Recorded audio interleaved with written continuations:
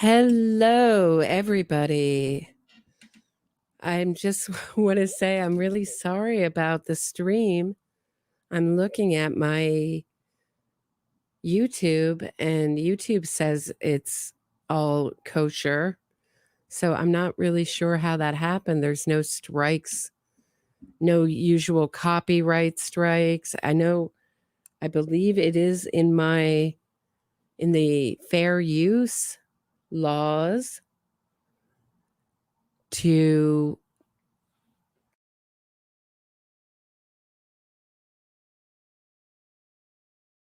sorry about that. It is my right and to use those clips and comment on them. So I'm not sure exactly what happened, because usually if you get some sort of notification like that, when you go to your YouTube studio, they'll give you all sorts of copyright strikes, unmonetized, et cetera, et cetera.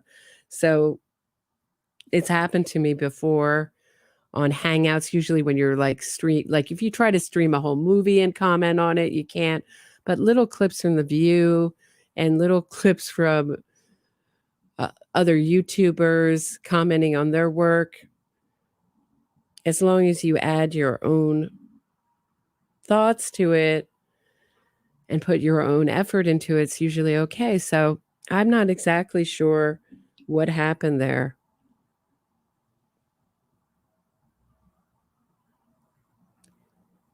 Because you didn't ask for, yeah, I think I just explained, Jay. Yeah, usually with copyright, that it'll show up immediately in your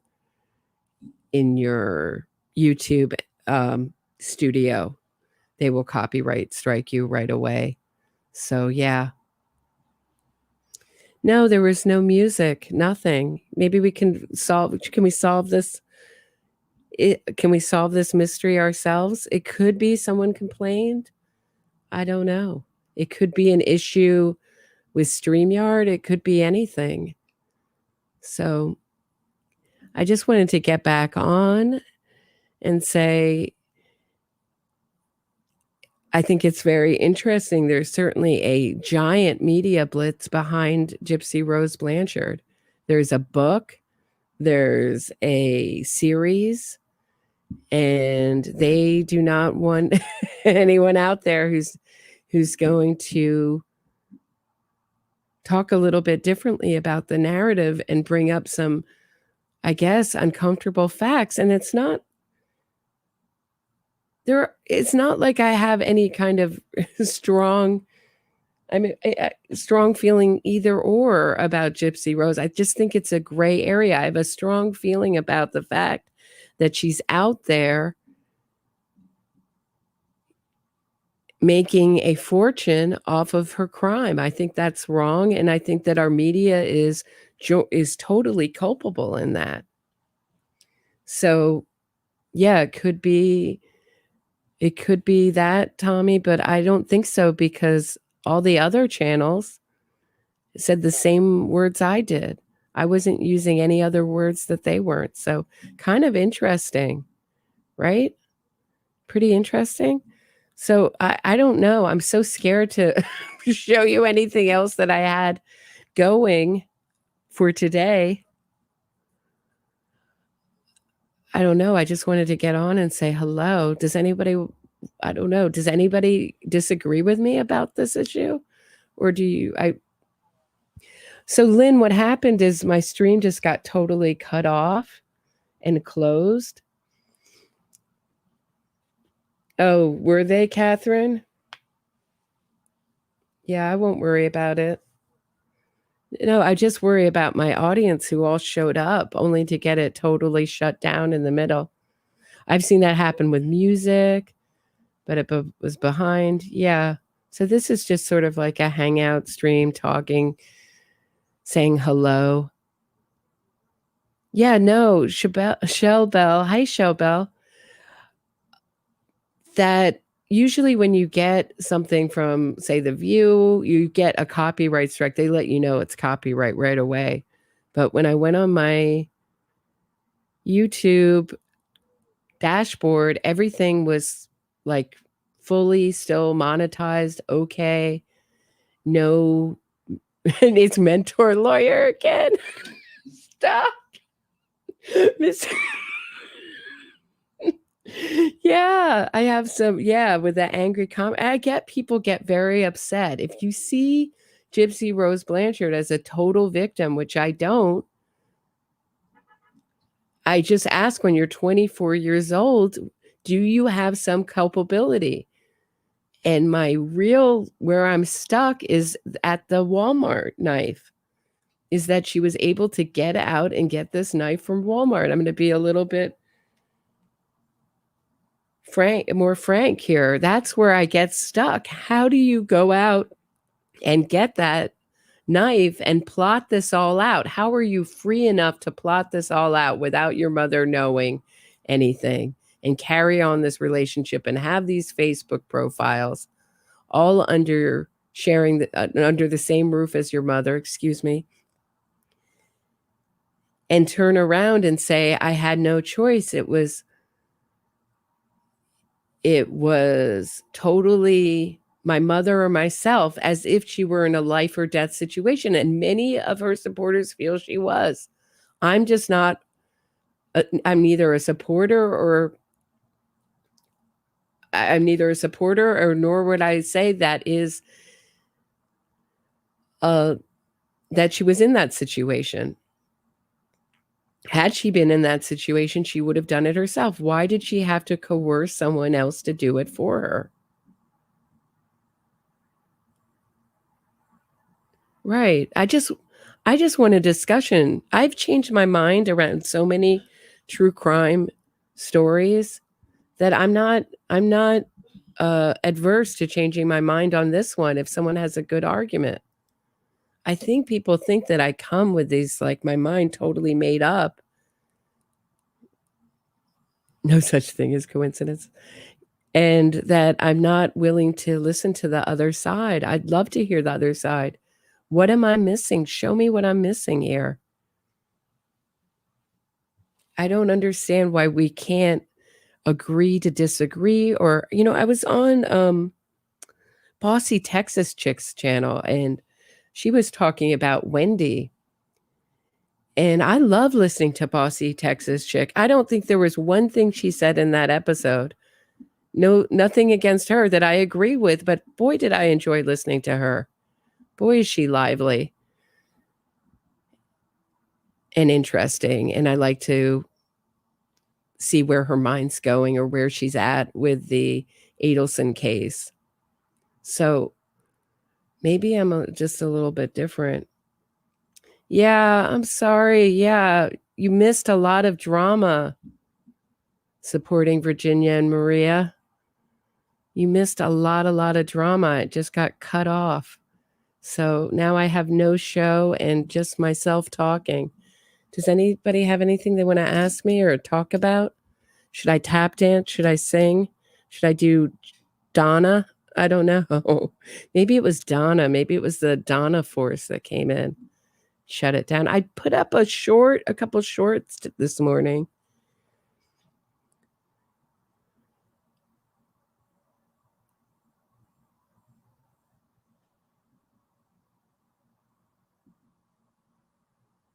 So, yeah, good to ask. Donna's next court date, I just looked it up. It's this week. It's this Tuesday, the 9th. She's going to be back in court. So is she going to show up with Rashi? That's the question. With murder to defend, right, to defend her murder, possible murder conviction. So I think that'll be very interesting. How is she going to show up? Is she going to show up with a new attitude? Is she reading the press? And Katie thinks that Donna's got new lawyers and she's going to show up with new lawyers. Do you know who they are, Katie?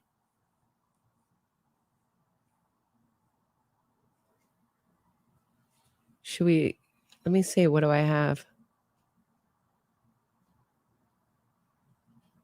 8 years. All she did was get her GED. She could have gotten a college ed had she tried. Yeah, I'm so glad she got her GED. And my problem is this media campaign that Gypsy Rose Blanchard went on. And our media's absolute lack of skepticism. And they almost say things like, they say things that they want the public to feel. Like, you were totally held captive and completely a victim of your mother. That's how they start a question. And this is part of the problem with movements like the wrongful conviction movement that have no opposite. There's no one to question it. And that's why our media is so important. We need skeptics. We need debate. We need healthy debate in this country. And it seems like that is a vanishing thing, even in true crime, amongst ourselves. There seems to be like, I'll go and listen to the people that I agree with, and I won't listen to the other, there just seems to be no crosstalk at all. I have invited so many people on from the other side of the wrongful conviction issue, and the answer is always a big cricket silence every time. Even sometimes when, like in the case of Jason Flom, it's their PR that contacts me to have him on. And I'm like, great, come on, Jason Flom, who has the Wrongful Conviction podcast. Let's talk about some of these cases that we've both covered. Let's discuss from opposite points of view.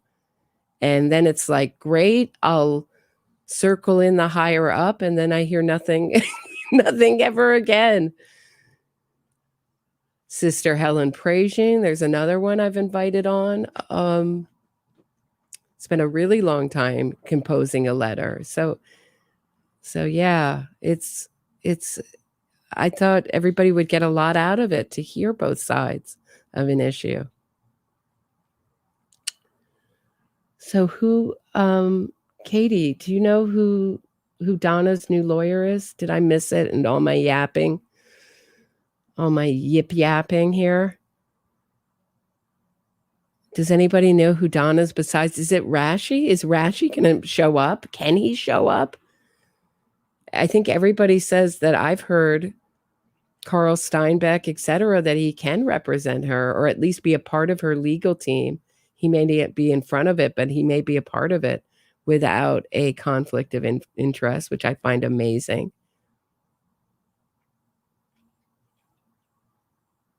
It's not Rashbaum? Okay. Is it someone local?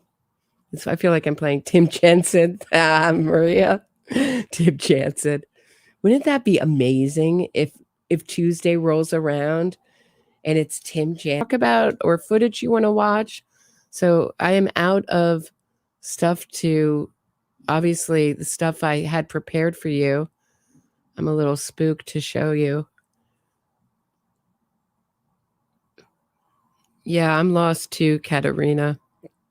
I feel the same way. Yeah. So what happened, Katrina, is I just got, the whole stream just got shut down in mid stream. I was like 50 minutes into it.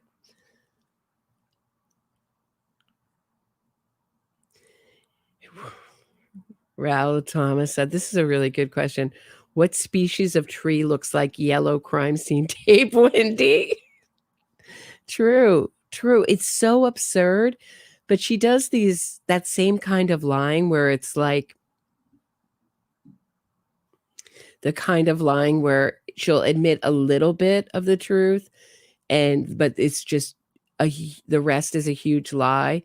So even if we're going to talk about the lie that I'm so obsessed with, the kosher style food at the wedding.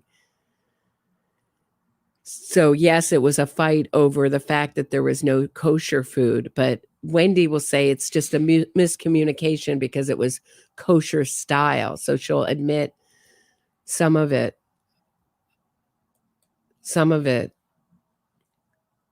truth, but not all of it.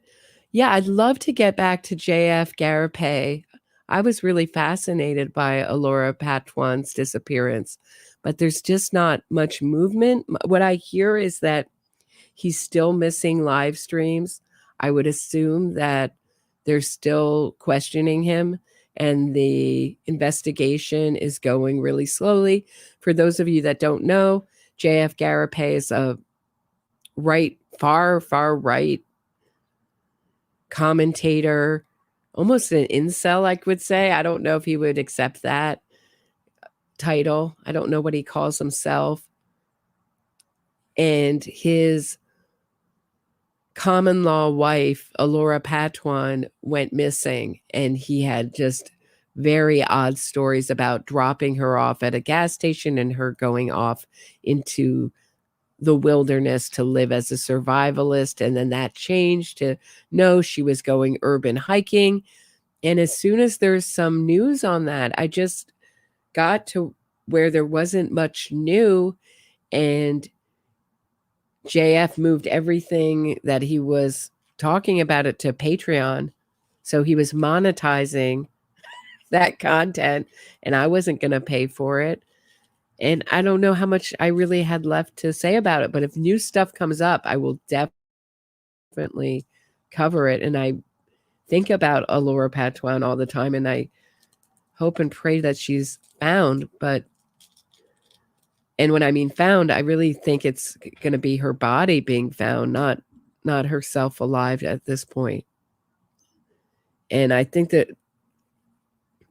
probably the episode that I did that I was proudest of is the one I did with John Lewin, where he talked not in specifics about that case, but he talked about solving no body cases and how you investigate and how you try them.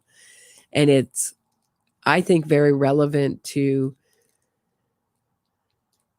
Wendi Adelson, should she ever be tried, how they would construct a case against her so we don't have what we consider giant pieces of evidence. And being kind of a true crime geek, I would like to correct myself a bit when I said that I was talking about circumstantial evidence, and then I mentioned DNA. DNA is circumstantial evidence, but that is evidence that we like to think of as smoking gun evidence. DNA, confession, really meaty, big pieces of evidence. And with Wendi, there's a lot of subtle little things. And watch the Durst trial. That was a 90-day trial. How John Lewin tried that case against Robert Durst, with a lot of testimony from the people that knew Robert Durst and knew the victim, and how they all put it together. It's so things like Jeffrey Lacoste would be a giant witness in that case against Wendi. Giant, huge, probably I would say one of the most important witnesses, if not the most important witness. But I think a jury would be very interested to know that Wendi had such little interest in who and how Dan Markel died. And I don't think it's logical to think that her family did this without her knowledge. Because you would expect one of two things: either a rift in the family right away. She would probably figure it out the way Robert, the eldest son, figured it out pretty soon after the crime and moved away from the rest of the family. But instead, they got closer. And that's what conspirators do. That's not all of why I think Wendi Adelson was involved in this. Please don't straw man my argument. Also, I think driving by the crime scene, her behavior during her police interview, I find very odd. This kind of crying with a lot of chest upheaval and hyperventilation, but then she's talking at full volume and full voice.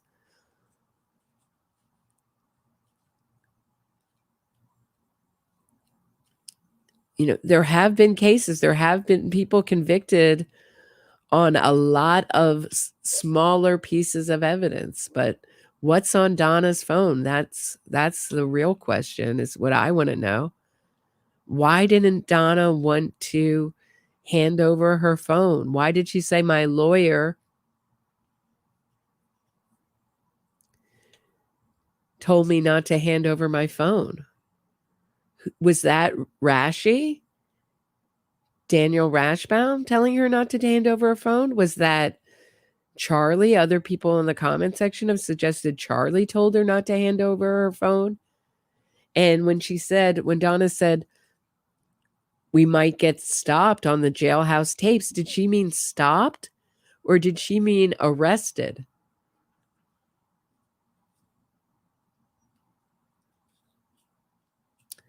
Does anyone else have anything else they want to ask or look at or talk about? Because otherwise, okay. Thoughts on how intense Donna's overprotection was with Wendi, that the plan was to exclude Wendi from the conspiracy? Well, Teresa, that's a really good question. Teresa Bringus. Yeah, that's a really good question. And I think that they insulated Wendi from the details. I don't think she knew Sigfredo Garcia. I mean, or Luis Rivera were the people that were going to do it. I think she knew the time, obviously. She knew the TV code. She knew enough to break her own TV. So if you're going to say she didn't know, then why was her TV broken? Why was why was it broken in such a weird way? Why is Jeffrey Lacoste looking at the TV thinking, wow, it looked like someone, an adult, purposely broke this TV? So yeah, I think that they purposely tried to protect her from things like text messages and emails. She was so happy to turn over her phone and her laptop.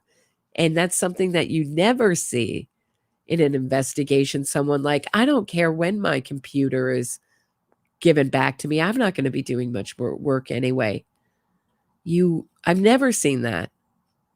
Just think, if you're whatever you use the most, if your phone or your computer, you had to hand it over to the police, you'd want it back right away. But Wendi's like, I'm cool with it. So she'd already, I would have to think, I think it could be something that the prosecution could bring up, had already moved to a different device or was comfortable with a different device, or comfortable that she would be okay without it. It's an odd reaction. I don't care when it's. Do you think Brian Koberger is guilty? Yes.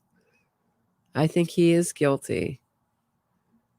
I know there's a lot of people who don't think so. I know there's a lot of conspiracy theories, but I will keep an open mind. What are the color of Wendi's eyes? Brown, Gina. Russell Cook. I know a lot of, if I will keep an open mind for the trial, but everything that I've seen seems like they have the right guy, and he went back to just like Wendi did in some ways. I mean, she didn't do this herself, but visited the crime scene afterwards. Isn't that odd? Why won't they release any of the tapes of Donna's arrest and phone tussle? Well, was there anyone filming it? Do you know that it's on tape? Do you know that it was the FBI, right? It was the feds who arrested her. Do they have police cameras? I don't know. My understanding is that Wendi has brown eyes and she wears blue contacts. That's what I thought. Or does she have blue eyes and she makes them bluer by wearing contacts? Let me know. Her brother certainly has very blue eyes.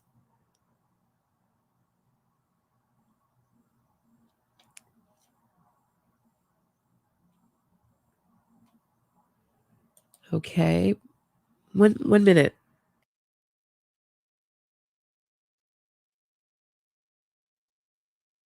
Sorry, I had to cough. Rabbit, do you think Charlie moved his cash out of his house to avoid the hitman robbery, then needed Donna to bring money to Charlie parents' delayed departure, all before Katie extorted Donna's stapled money. Okay, I'm having a hard time understanding what the question is. Okay. Do you think he moved his cash out of his house to avoid the hitman robbery? Then needed. I guess this is all around Charlie's defense. I don't believe Charlie's defense. And I believe Donna brought over her share of the money. However, they all got it together. Remember, however, they all got it together at Donna's, and Donna washed it and brought it over. So I think Donna was in charge of literally washing the money, bringing it over to Charlie's. And because it was supposed to happen the month before, it got a little moldy. That's my theory on it. Did she tell Jeff stay away for a week because she was packing? Mrs. Jim Morrison? What do you mean packing? Oh, that's smart. Yeah, packing for Miami. Interesting. It'll be interesting to know what she brought back, but she said they had a couple days to pack. I wouldn't think she would be bold enough, but as we know, who would think she was be bold enough to drive by the crime scene or drive up to the crime tape, depending on who's talking? Yeah, really good question. I think that they plan to send Jeff away for a week to make him look like a jilted lover. I know that seems obvious, and I know that's what probably everyone thinks. But I'm really interested to know, did Wendi ever, I know I've said this before, but ever break off another relationship in that way where she said, I need a week to think about it? I know Wendi says she's a people pleaser, but she's not a people pleaser enough to dress her kids in Hitler Youth outfits or get them baptized. She seems to do what she wants when she wants. But I believe that a lot of the planning for this crime was done at Donna and Harvey's house. Think about it. When the bump happens, come over to our house. And had they kept that habit, we probably wouldn't be here talking about the Adelsons' involvement. Maybe we'd be talking about it, but we wouldn't have much proof. All we'd have is a hunch and some odd factoids.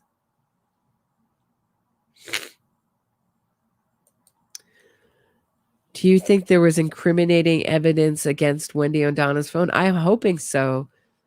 Chicana Marie, I'm not even sure. Chica Go Marie.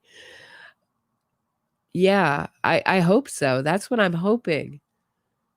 Because what else would she be protecting? It's like, let's say a drug addict, like making up a lot of excuses why they can't take a drug test. My lawyer said that I'm not to hand over my phone. That's what it reminded me of.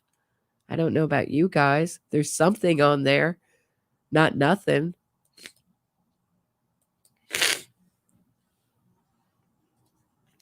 Shellbell says, during one of the trials, Wendi said her parents lost money in an investment scheme. Do you know anything about this? Thank you, Shellbell, for reminding me. I've been meaning to look into this. I'm so curious. We were going over Charlie's testimony yesterday, and I was writing a note to myself to look into it. I assume a Ponzi scheme. There seem to be a lot of them in Florida. In 1992, I believe Charlie said. Is it a Ponzi scheme? Is it some sort of investment scheme? But it's so interesting to me that the Adelson family, who's so interested in getting over on people and not being a sucker, is that where that was born? Or did they have those kind of feelings, those kind of intense feelings of a need to get over on other people and not be a sucker before that? Or was that where that was born? Is Donna using Dan Rashbaum? That's a great question, Scientist Prepper. I think she gets enormous comfort from Dan Rashbaum for some reason. He's Jewish. He's was Charlie's right-hand man. She felt he did a good job. So your lawyer, people forget that lawyers do a lot of other things besides just representing you in court. There's a lot of almost like being a manager, handling the client, making sure they're okay, making sure they're prepared for a guilty verdict, which I think Dan Rashbaum totally failed in his duty to prepare Charlie Adelson for a guilty verdict. Instead, he was telling him that everything was going great. I think this is a family of users. How wait, I don't know. That's anyone's guess. I don't think I could know that if there's some secret plan, but I do think that to me it sounded genuine, that she genuinely has feelings of affinity and respect and really worships at the feet of Dan Rashbaum and feels like he's almost like Superman and can do anything. Listen to those calls. It's like, I'm going to ask Dan. Dan can do it. Dan will know. I called Dan. And every time his phone rings in court, I'm always thinking, or he's looking at his phone in court, I'm always thinking that has to be Donna. I think she's was incredibly involved in Wendy's testimony, Charlie's testimony. She seems to like to be the woman behind the scenes, kind of the puppet master. And isn't it interesting that they have a lot of the same answers? They sort of echo each other, Charlie and Donna. Did it come from Donna or did it come from Charlie? I would think a lot of it came from Donna. That answer, oh, well, it's the truth. It may sound outrageous that the Latin kings put me on a payment plan, but that's what happened to me. That's the truth.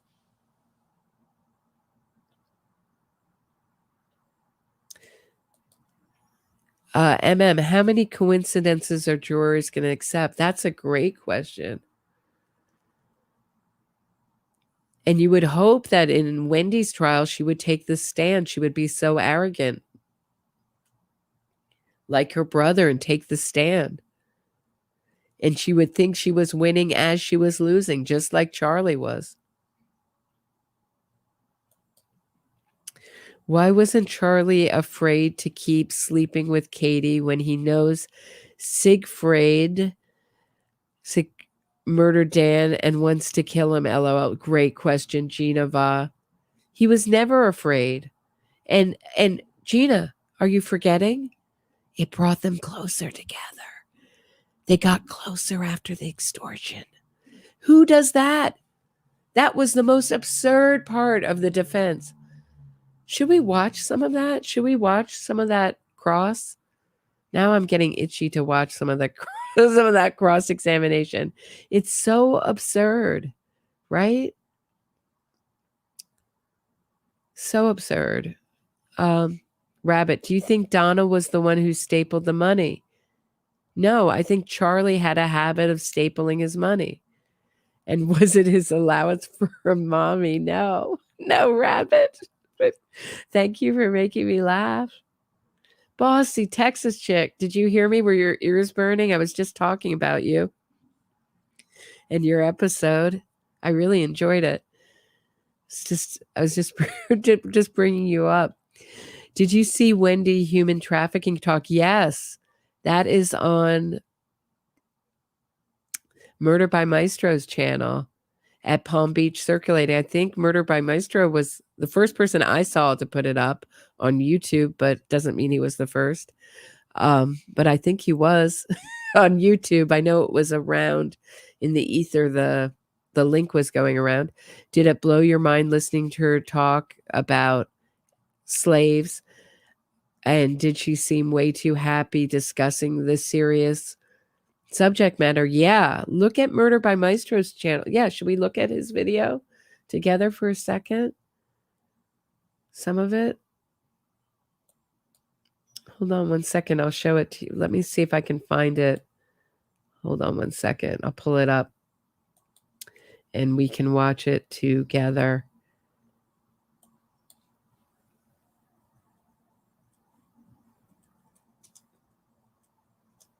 So thanks for your patience, guys.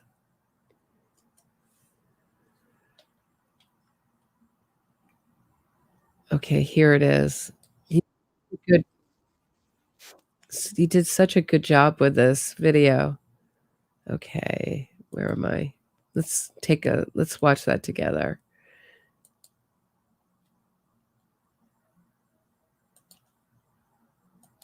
This is Murder by Maestro, Wendi Adelson, the year of the murderer / victim advocate, edited.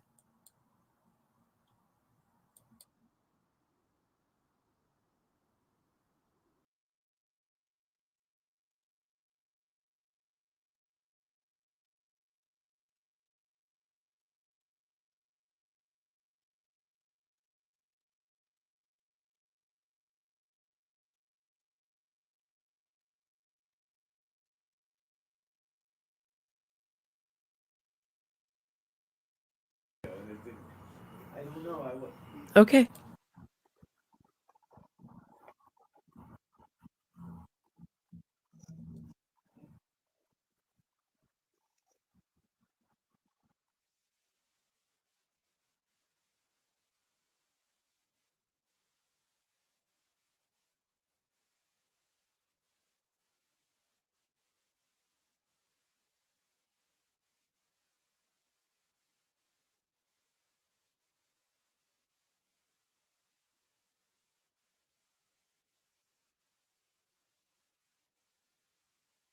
Oh, oh. Oh.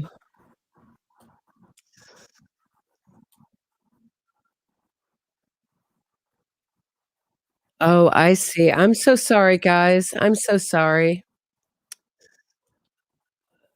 Oh, I know what I did. I'm so sorry, guys. What happened? I see what's going on. Let me close that down. I'm so, so sorry. Let me show you this video right now.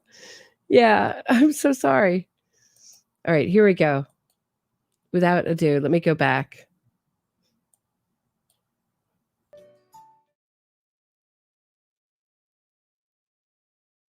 Okay. Brilliant video by Murder by Maestro, and my apologies for that. That was totally user error on my part. I think I'm a little discombobulated tonight. And thank you all for your patience. So, what Murder by Maestro was making an analogy was between the real victims that Wendi worked with and that particular trial of Melchor, Mr. Melchor, and Wendi. Did Wendi observe the women that she worked with and learn to imitate their signs of distress, shock, all those qualities that she must have been dealing with in those interrogations around that crime?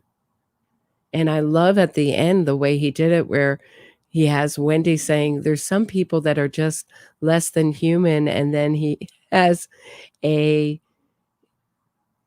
it changes to a picture of Dan Markel.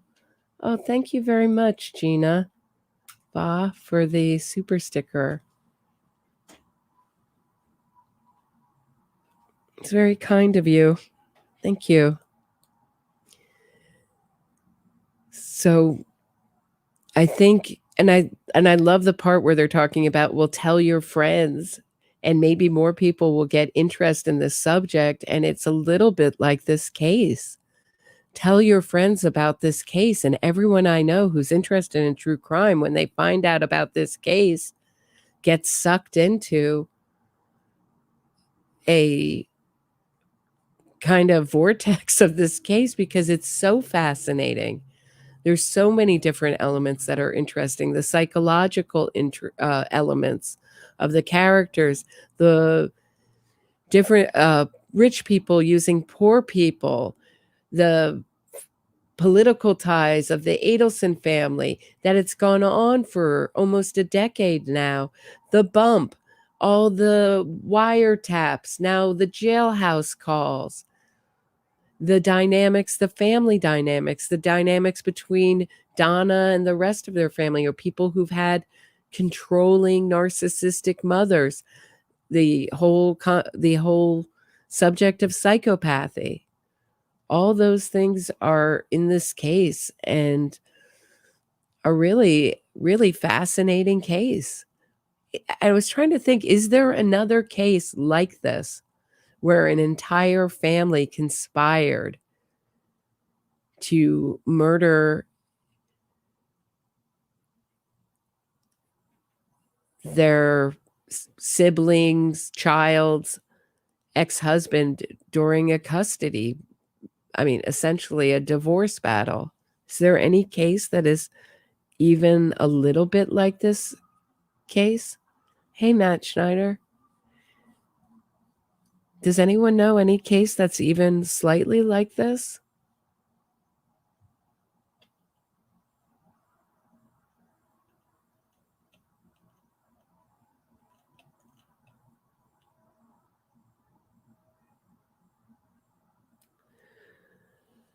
Matt, I'm glad you're out of your funk. We're happy to have you. Our legal expert. Laura Berger says, not that we have so much evidence to listen to, right? I can't think of one case like this. The closest case that I was thinking of, and this is going a little bit back, so for the older people like me, I'm 50, so I keep saying I should stop saying I'm old and enjoy how relatively young I am, while I still am relatively, young.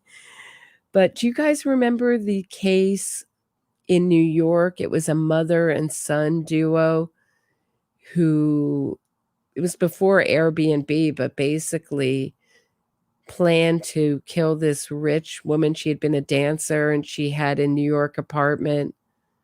Do you guys remember? Was that Kenny? I want to say Kenny Kimes. Was that their name, or am I confusing a different case? That's the only case that I can think of, but it wasn't, it's not, that's just families conspiring together and murder. It certainly doesn't fit any of the other. Yes, they were grifters. Yes, Sante Kimes. Thank you. Oh, bless you, M. Christine. Yes, Sante and Kenny Kimes. I was thinking of that case the other day and wondering how much Sante was like Donna. And she was a prolific shoplifter before they ever got into this murder plot. But it certainly doesn't fit any of the other. It's way off. Way, way, way off. There have certainly been different families that have murdered together, like the Menendez brothers, and I'm sure we could think of other cases. It's just so unusual this way. It's Miss Lisa says, I had thought Wendy's plastered on appropriate smile a result of Donna being an overbearing mother who demanded Wendy smile at all times. That's so interesting. Regardless of how she was feeling, just smile. I don't care. Really interesting, Lisa. And thank you so much for the super chat. Yeah, stream. You wonder how much Wendy certainly how much that was made and how much comes naturally for Wendy, but she certainly has a really believable affect if you didn't know. I know there are people out there saying, oh, I would see through it. And we all like to think we'd see through it, and we'd see through it immediately. But you have to remember, Jeffrey Lacasse taught social work and couldn't see through it. Had to go to a therapist, and his therapist had to say, look, you're dating what I think is a psychopath. And good on that therapist, because that's how I see it. I see her as a psychopath. I see this as a family, aside from Robert, of shared psychopathy and narcissists. And obviously all psychopaths are narcissists, but not all narcissists are psychopaths. I think there's seems to be, in my view, a lot more psychopaths than the smaller amount that they've said. Laura Burgers asks, what do you think Donna was speaking about with Charlie on the jailhouse calls about picking up some of Charlie's very important items at his house for him? She said she and Harvey took care of it. What do you think, Laura Berger? I don't know. Obviously, it wasn't his adult toys. I don't know. Maybe she'd seen them, right? Or hadn't seen them, but I don't think that was it. What could it be? Was it something surrounding this? I mean, he's already convicted. So maybe it was something surrounding this, but what would make him culpable?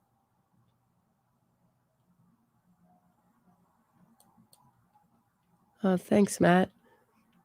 What do you think, Laura Berger? I'm just so curious what you think. What do you guys think? I have a theory that this whole obsession with the dog is something deeper than not about the dog. Maybe about partially about the dog and partially about his maybe regret, maybe over not fleeing, maybe over doing this crime. I have no idea. Maybe going with the people he went with.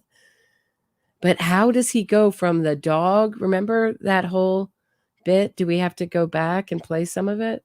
Should we go back and play some of those jailhouse calls? Where he's going from the dog to this crime to the dog. So the dog, his feelings that he should have known and trusted his gut and not had his dog treated for a snake bite.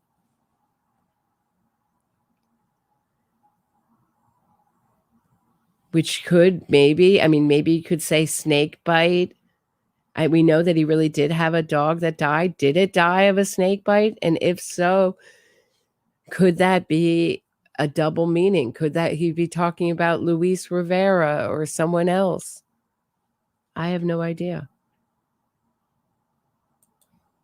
Ashley Stewart is asking, how will Wendi explain changing the one child's middle name? Clearly it's not out for fear for her life. Well, she never really did explain it, did she?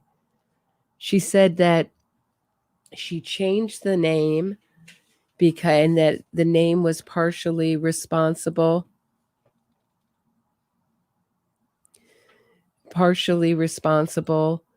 for her own family, and that they both lost it. But what I hear and what I read in Ruth Markel's book, it was totally a Jewish tradition to name it after their side of the family. And I can't remember now if it was, I want to say the paternal side, because that's what I heard in court. But I've also, I believe, read the maternal side. So I can't, does anyone know for sure there?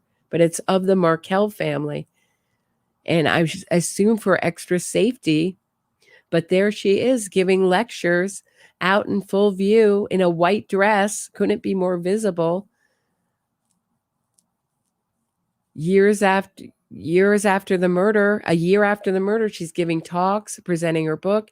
And I didn't really get that the first time round when Georgia Kappelman was asking all those questions about presentations that she gave. Were they in Tallahassee or Miami? And she's like, oh, yeah, I came back to Tallahassee. I gave some presentations, one or two around my book. She's got to sell that book. The whole thing about changing the kid's name and safety so reminds me of Amanda Knox. And you'll hear Amanda Knox say that again and again and again. it could have been me. I could have been murdered that night. It's when you know a lot about that case, it becomes so ridiculous because it's just another way to play the victim and bring attention back to what my father used to call her favorite subject. So my father used to have a philosophy that, or saying that everybody's favorite subject was themselves. So it's just a way to bring it back to her favorite subject, herself, and her own victimhood.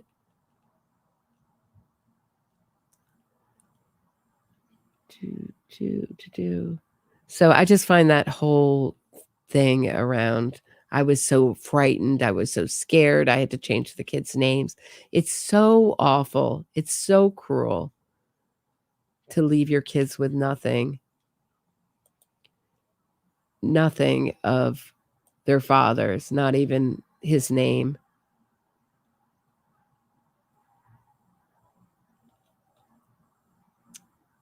Does anyone have anything else, or I'll just start wrapping it up?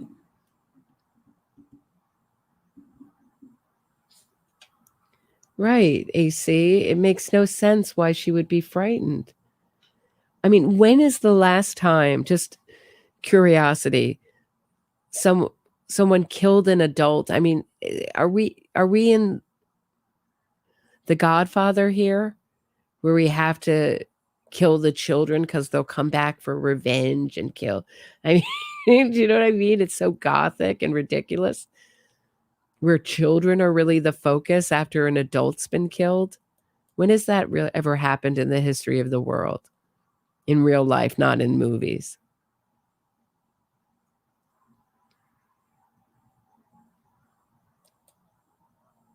Nancy Grace. Oh, I'm so yeah. I hear she's supporting Virginia and Maria. I hear she's a monster. Like, I was trying to look for an article about Nancy Grace from, I believe it was her assistant. She was like awful to her assistants too, which I know it's a little different than re-victimizing people, but yeah, awful. Yeah. I found something. I went back. First of all, she wasn't on, what did she say? CNN or whatever. She was on HLN. And I went back to the time and she blurred the kids' faces. Nancy Grace is so sensitive about that from her own kids. You know, she has twins, always blurring their faces, always protecting their identity, that I've seen her do, that I can't even imagine her doing that. And I think Wendi picked Nancy Grace very strategically because everyone in the whole world seems to agree, except for, you know, even Nancy Grace fans, that she's horrible. Personally, everybody seems to pick on that sort of intense, ruthless, not ruthless. It's like, I don't know. There's something about Nancy Grace that's really insensitive and and narcissistic that people tend to pick up on. So if they say Nancy Grace, when it goes, "Oh, Nancy Grace," everyone's going, "Oh yeah, she's awful." I happen to enjoy her show, and it's the only thing that comes at it from a prosecution side perspective that we have on air right now, besides YouTube, you know, small YouTube channels. That's that big in our real mainstream media. So she's not much, but she's all we got.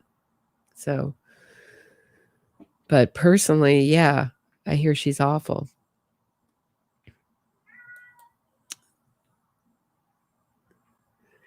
So I think there was a strategy, is what I'm saying. Am I am I beating a dead horse here with this Nancy Grace comment? I think so. I think so. I think I've over-explained this to death. I just think she's really funny on her. I got it. I think she's just really funny that she picks that just so strategically. Purple Passion, thank you so much for the super chat. I would like to hear more about the botched attempt. So would I. and I'd like to learn a little bit more. What I know about it is that Charlie Adelson paid $50,000 a year before, but I don't know a whole lot more about it than what everybody else knows about it, and that they ran away. I love that they ran off with his money. If Sigfredo Garcia and Luis Rivera had been smart, they would have ran off with it. And I don't know if you guys know that, and this is something I'd like to research a little bit more, is that Sigfredo Garcia got arrested as he was fleeing to Cuba at a gas station. And that's not talked about very much. So we've had 2 arrests in this case with people fleeing. One, Donna, and Harvey, if you want to include Harvey, but Donna certainly to Vietnam, and Sigfredo to Cuba. So thank you for reminding me, Purple Passion. I'm going to look more into that and try to find some more details about that and talk about it.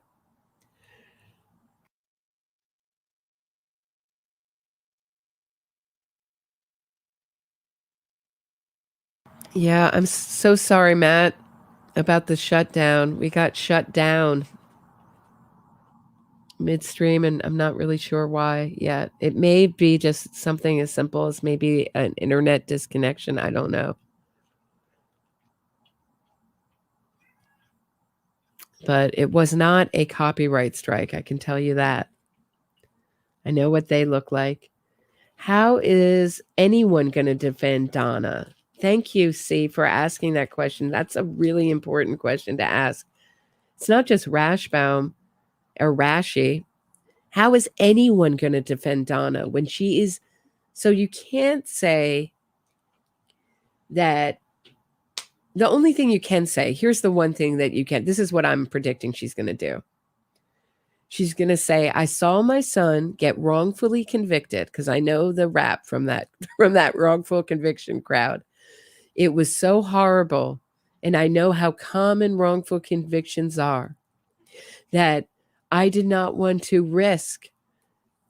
And she can even say, because she's on tape saying it, I found out from Rashbaum what they were thinking up there in Tallahassee, and I didn't want to risk it. I wanted to live my senior years in peace with my beloved husband of however many years of marriage we've had. And she'll play up that. She's going to play up her age. I would think she's going to get some ailments. I just put up a short of Larry Ray. For those of you who don't know, I'll try to talk about this in a YouTube friendly way. Lawrence Ray was a career criminal who came to my alma mater, Sarah Lawrence, a small liberal arts college, and started a cult and started coercively controlling the kids on that cult.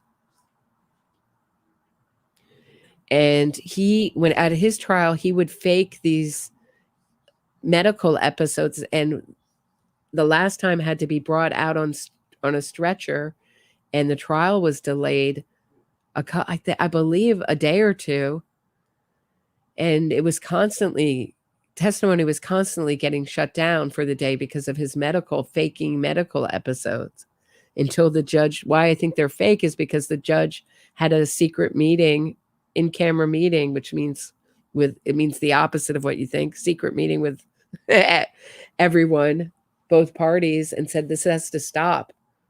So it stopped right after that secret meeting. So there's a short that I just put up of Larry Ray being wheeled out. Deborah Cohen asks about your cat meowing loudly. Yeah, do you want to see my cat? Hold on, I have a picture to show you so you can put a face to the meow, guys. Hold on. Just for occasions like this. My cat, I spend a ridiculous amount of time with my cat, so here he is. There he is. And he doesn't like it when He walks in front of me everywhere I go. We're very attached, so he doesn't like it when I don't give him prime attention.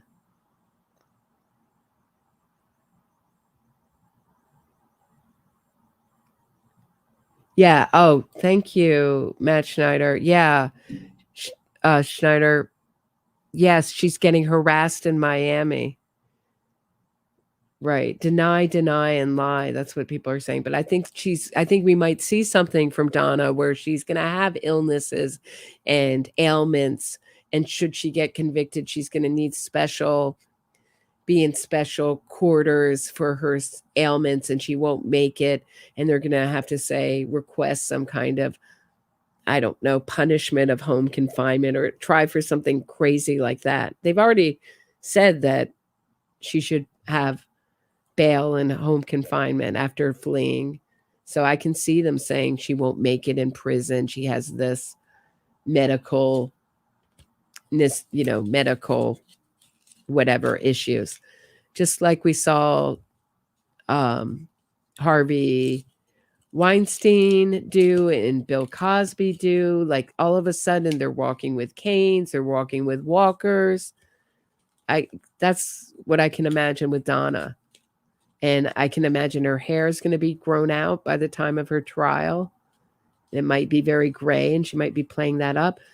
Robert Durst had his head shaved so that you could see the scars on his head to get sympathy from the jury. He was on phone jail calls talking about it. So they always have to make themselves the victim.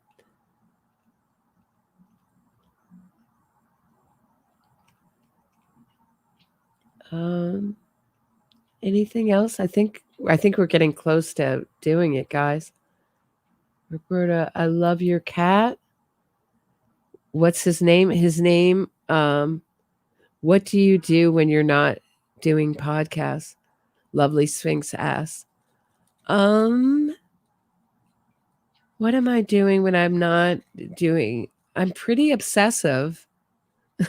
I don't have seeing friends, going out. I don't actually go out that much, but my cat's name is Smedley, and he's named after my boyfriend named him after the fighting Quaker Smedley Butler, and that's a whole fascinating point of American history.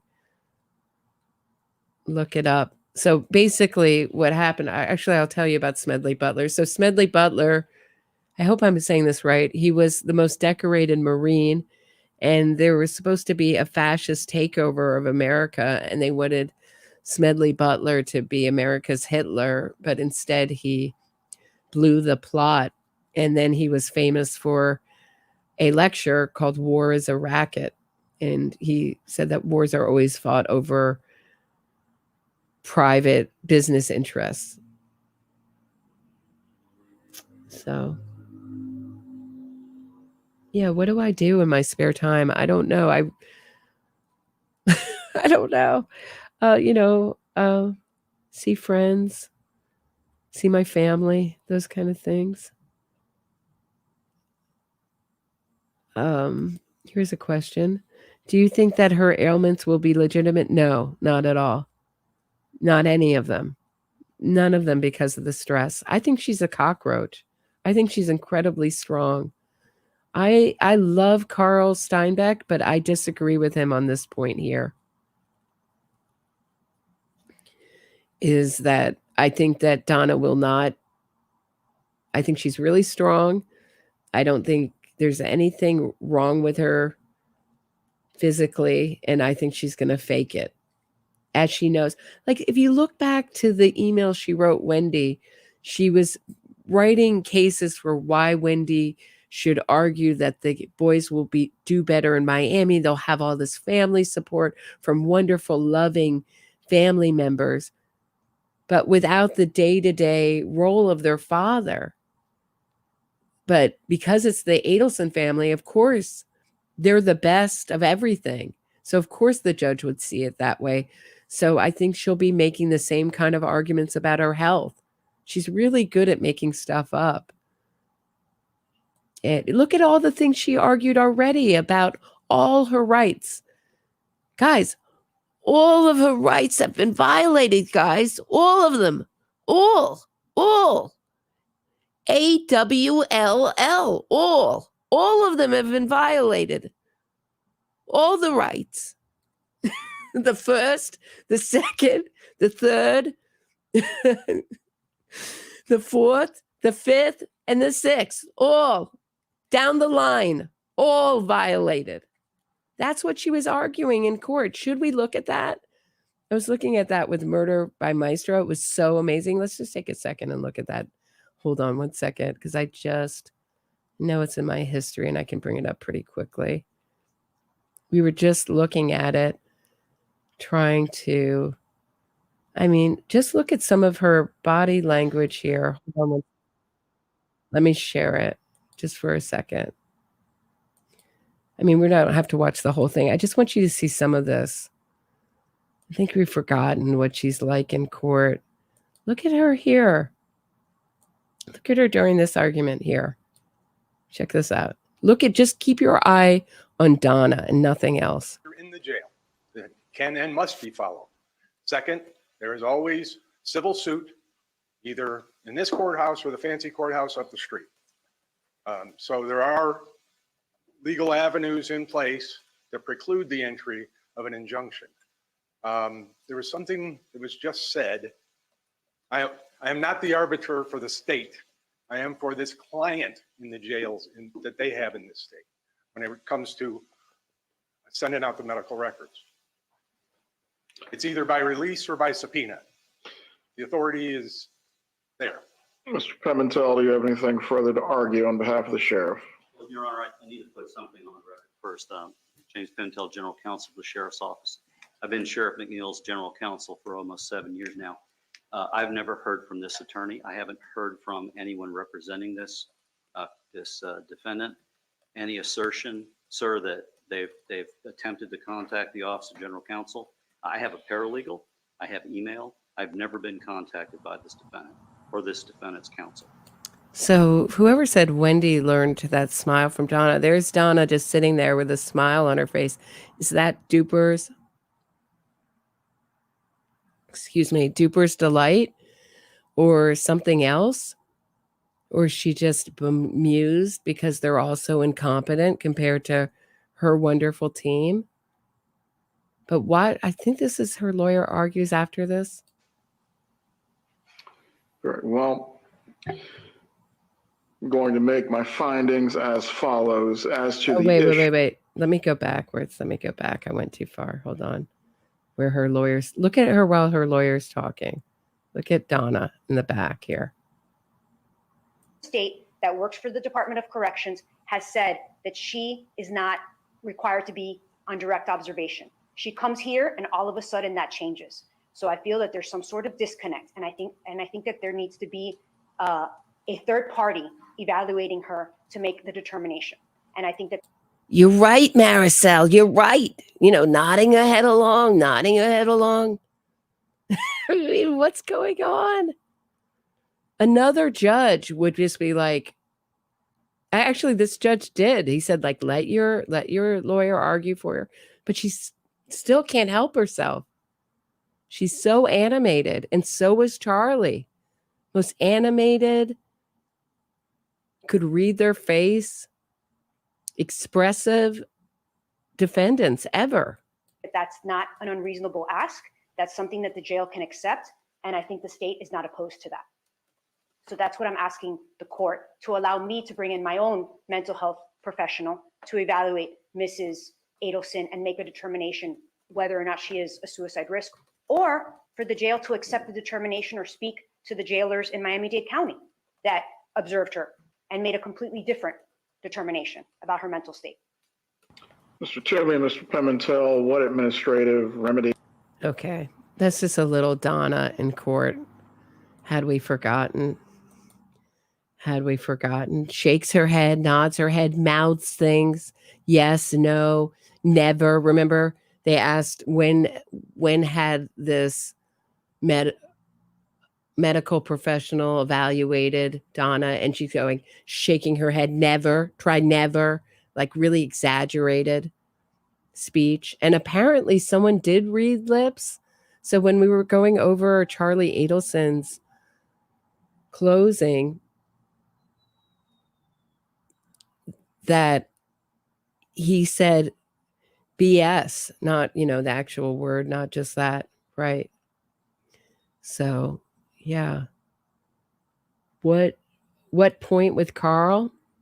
Carl thinks that she's going to kick off before she ever sees trial. That's what he was saying, Carl Steinbeck.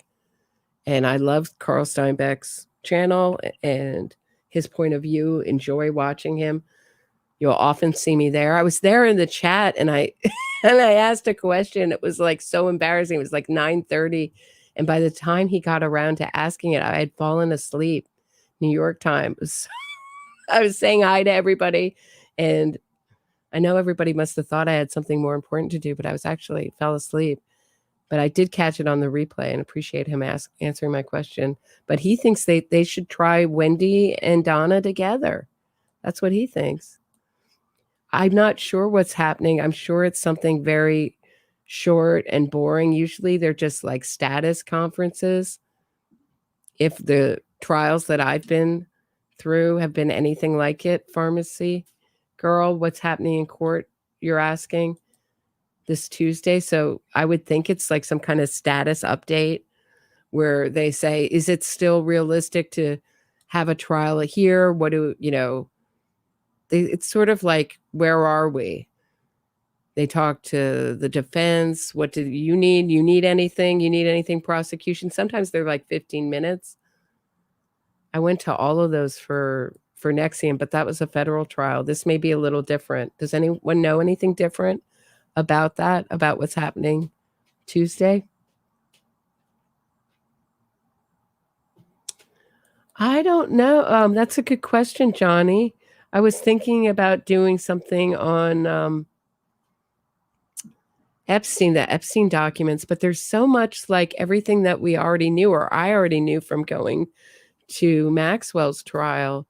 There hasn't been, all those names were names that I have already heard. We saw a lot of the flight documents. A lot of them were initials, but you could figure it out. A lot of who they were talking about. Nothing that I've seen has been so breathtaking out of the Epstein documents. The real question to me with the Epstein documents is at Maxwell's trial, they talked about Ghislaine Maxwell in her house in Palm Beach demanding that her black books, meaning like all the phone books, be bound every single year and be placed in this really specific place by all the phones, like almost OCD style. She wanted them placed. And what happened? So they were changed every year. What happened to all those bound books with all those numbers? Where are they? They were never recovered. It's so odd that we're being presented this information like it's anything new. Some of it I'm happy to see is out, but I'm just talking about the people in association, the ones that have hit the papers. Like we didn't know Clinton, how involved he was, and everyone else. So yeah, maybe we'll do something together on that. All right, I think we're getting to the end, guys, right? Because I'll keep talking forever. I have a huge capacity. Oh, one more. Because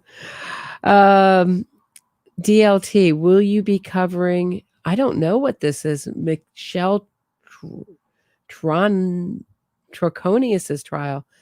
No, I don't know anything about it. Should I be covering it, DLT? Yeah, I'll check it out. Definitely.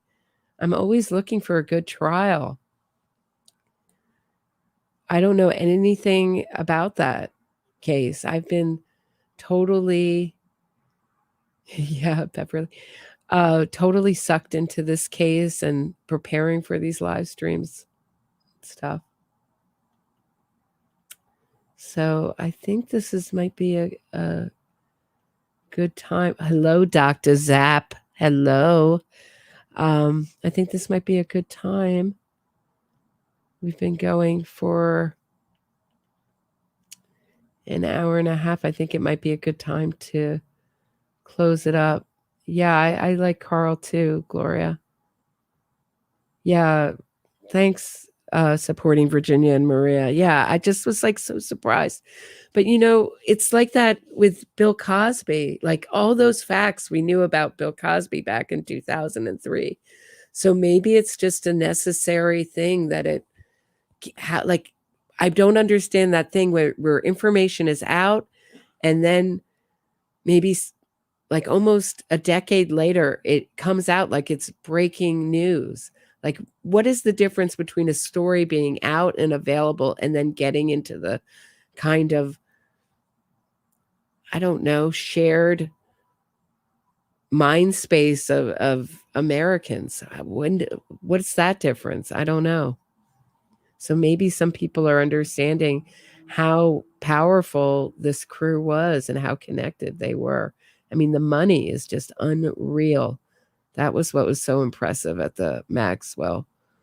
Not impressive, but impressed me would be a better way to put it. Was just the money was outrageous that they had. Outrageous. All right. All right, guys. Have a wonderful night. Thank you for tuning in. Thank you for your patience. I'm sorry that this was ended the way it did. I'll try to figure out why it happened and what happened with Mentor Lawyer. Oh, I'll tell you, Lisa. So what happened with Mentor Lawyer is, okay, so I was using a stream from Tallahassee. It was from the first trial of Katie's. So Katie and Sigfredo Garcia, and everybody was complaining about the sound. So in my show notes, it said like Tallahassee Democrat, blah, blah, blah. And then I went, and then the only other feed I could find was from Deep Dive True Crime, Mentor Lawyer's channel. So I was using that, and I don't know, he caught wind of it and made it private right at the end, right when we were at the end of, I was at the end of going through it. So all of a sudden I'm going through it and the screen turns black and it says this video is now private. So that happens when someone makes their video private. It had nothing to do with me. And it was definitely different than what happened tonight. It may have just been an internet on my part, my internet might have just gone down for a second and just dumped the whole stream without getting conspiratorial. So have a great night, everybody. I'll see you back here. Thank you. Back here tomorrow at 6 p.m. Eastern time. I appreciate you all listening and your patience and your support. Have a great night, everybody.